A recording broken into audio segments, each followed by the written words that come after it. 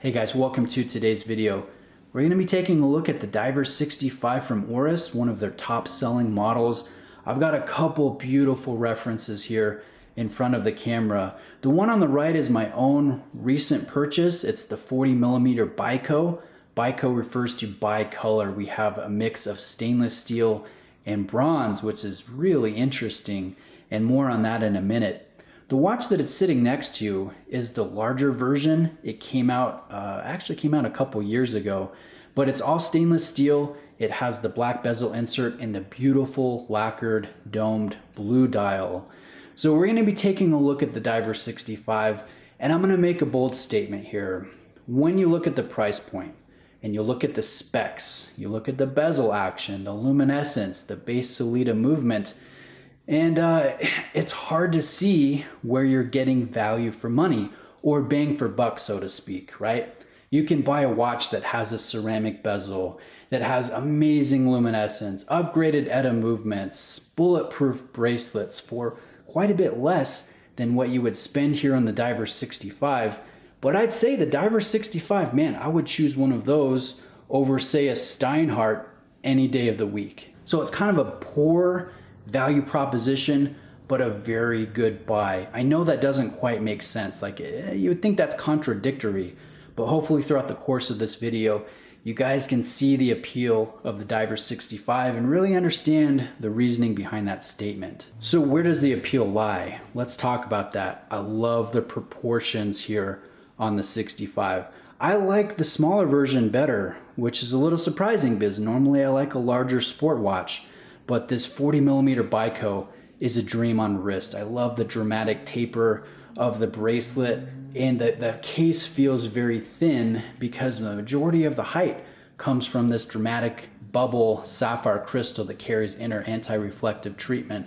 So you look at this and you just see pleasant proportions. It melts on wrist and the details really pop. The dome dial is beautiful. The applied markers, the substantial hands, the blacked out date window, and even the depth of the printing of the dial, it all melds together and just looks really sharp, especially from, kind of an oblique angle where you really see the distortion of the crystal, you see the dome dial, and you're getting those vintage vibes, the vintage design DNA from the watch that this is based off of that came out from Oris in the 1960s.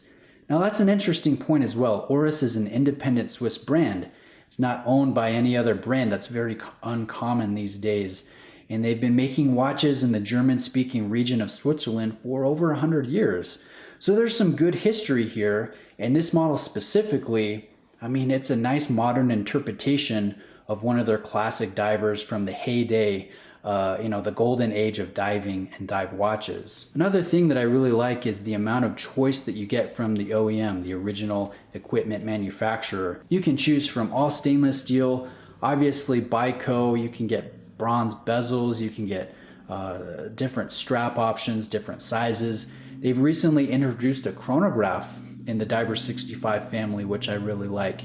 So there's a good mix of variety here. There's a watch for you. Now let's pull this Diver 65 up a little closer to the camera. Look at some of these details. Look at that beautiful crystal, the thin profile. I love the crown placement here at the 3 o'clock position and how it's completely uncovered and a little prominent. Not quite as prominent as what you'd find on like a Tudor Black Bay, but very easy to operate, to unthread. Nice action when it comes to the winding, the time setting, the hacking, all of that stuff. Here's the bezel action. That's one of the things that I think is a little bit of a disappointment because you guys can see there's a bit of play in between positions. So it's really easy to operate and it's nice and loud. It lines up fine, but that play, yeah, that's pretty disappointing there. Now let me give you the lume shot. The luminescence definitely leaves something to be desired.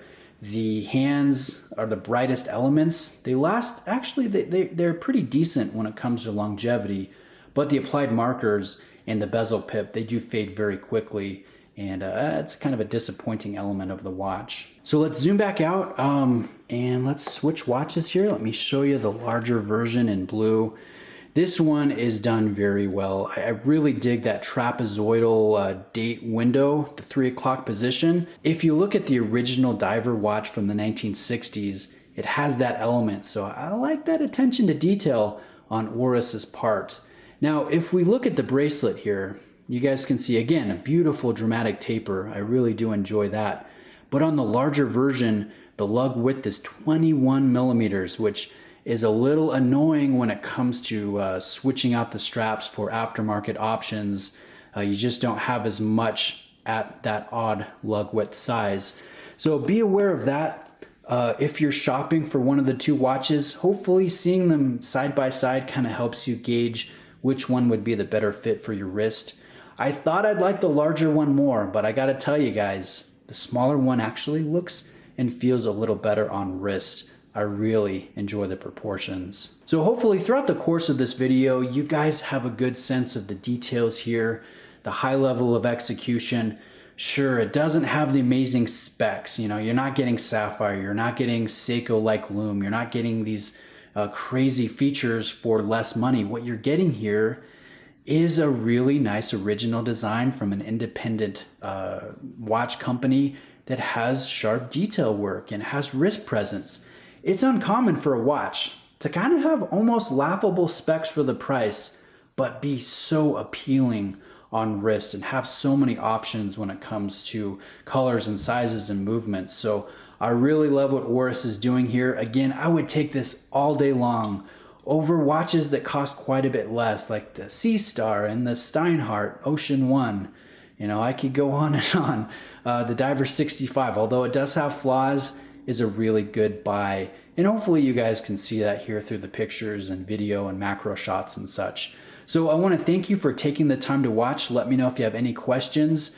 I do have some fun upcoming content with Oris. We're going to be comparing this to the new Captain Cook 42 millimeter version from Rado on a beads of rice bracelet. We're going to be comparing this to an Aquis, and we'll just have some fun with it. So again, thanks for watching. Reach out with questions, and I'll see you guys in the next video.